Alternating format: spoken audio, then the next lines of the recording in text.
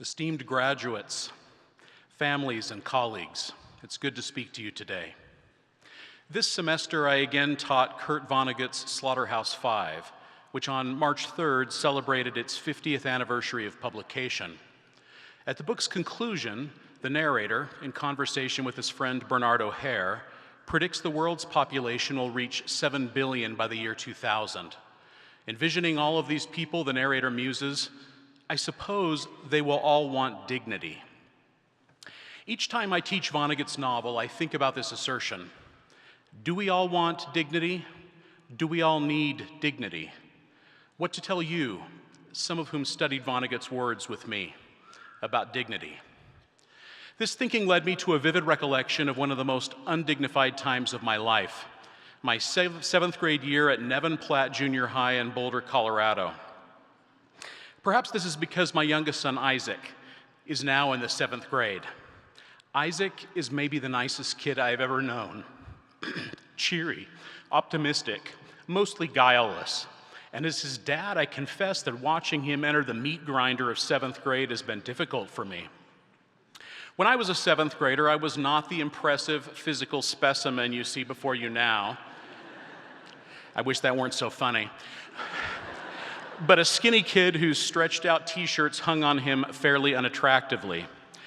Like Isaac, I was friendly, kind, and smart, or at least I like to remember I had all these qualities. And to make matters worse, I was my family's oldest child, which meant that I entered 7th grade alarmingly unaware of what awaited me. The keenest distillation of those unknown horrors was 7th grade PE class. First, we had to change our clothes in a locker room. And too late, I found out that no one really wore that athletic supporter that all the boys were supposedly required to use. After I endured a day of brief mockery, I adjusted my attire, but there was no escaping gym class itself, which for the boys meant several weeks of wrestling. All of us would be asked to sit around a huge circle printed on a padded mat, and after some brief instruction about wrestling's rules and techniques, the gym coach would shout out 2 boys' last names, ask them to enter the circle, and at his whistle's blast, we wrestled until one of us pinned the other or a certain amount of time elapsed. The coach would repeat this Darwinian drill with other pairs through the end of class. Names, whistle, takedown, pin, over and over again. Much to my chagrin, the coach shouted out my name early into our first wrestling session. He matched me with a boy who I didn't know since we hadn't attended the same elementary school. Presumably, this boy's school had been at the other end of a magical beanstalk, because whatever he had going on could only be described as glandular. Early onset of puberty or some other malady that left him a teen behemoth. Moreover, as I could observe, even before the fateful blast of the whistle, this man-kid sweat profusely, which all but eliminated any chance that I could successfully grapple him, and which introduced a special ick factor that already turned my already fluttering stomach. In mere seconds, this gargantuan pancaked me, and there I lay soaked in the syrup of his prodigious perspiration. Surely you think this had to be the nadir of my early 7th grade year, right? Nope. Day after day, the coach paired us in the padded panopticon.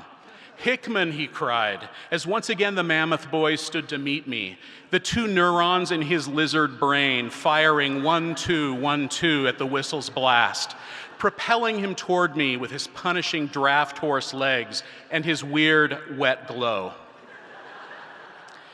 As time and again I picked myself up out of the oil slick my slight frame and the boy's beefy body left on the padded mat, I assure you that all I wanted was some dignity. I didn't even care if I won.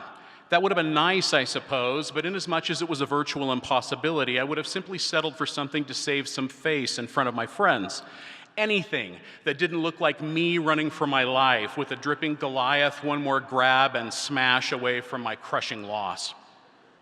You've probably heard that stupid saying that pain is just weakness leaving the body. You know what? Sometimes it's just pain. And you hope that it doesn't puddle around you to deepen your humiliation. We all want dignity, don't we?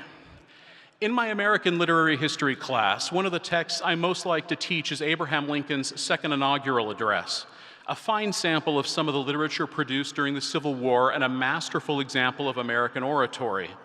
At the time Lincoln delivered the speech, the Civil War was a mere month away from its formal conclusion. As such, Lincoln could have used the occasion to rub the Confederacy's nose in its inevitable defeat.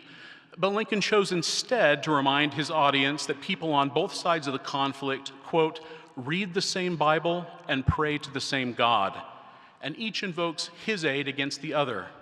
The prayers of both could not be answered. That of neither has been answered fully. The Almighty has his own purposes, end quote.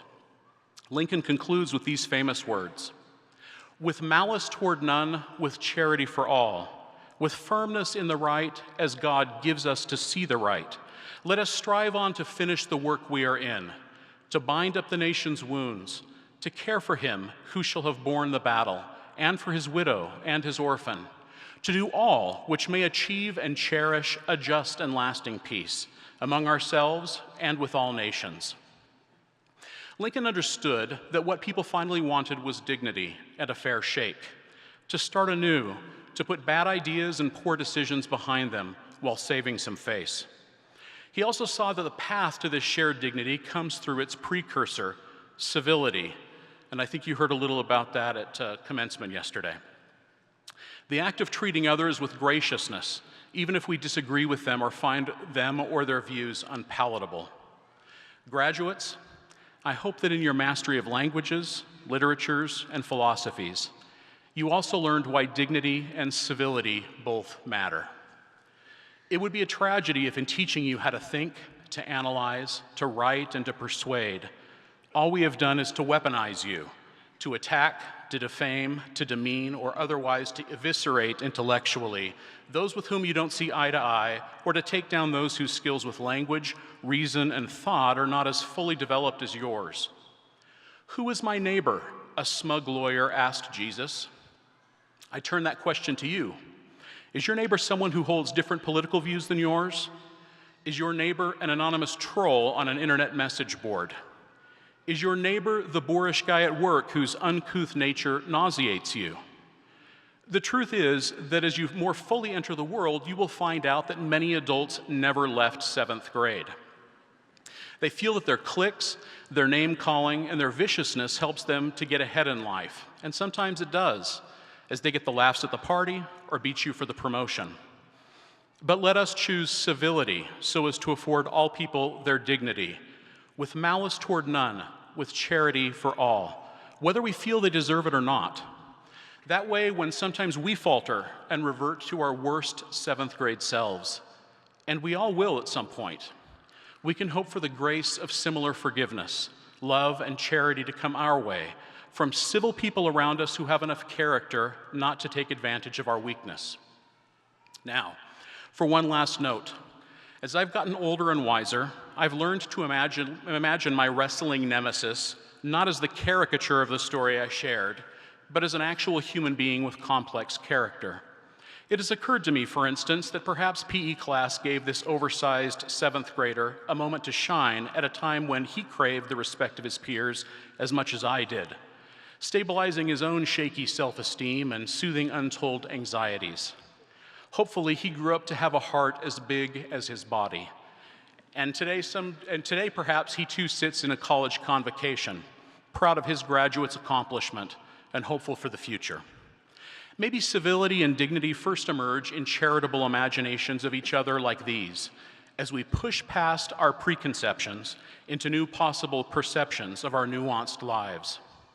Graduates, so many bright things are in front of you. I congratulate you, your families, and all your loved ones on your accomplishment. May this day be the first of many successes as you build a just and lasting peace for yourselves and for others, anchored in humility, service, dignity, charity, and a life enriched by the gospel of Jesus Christ. Thank you.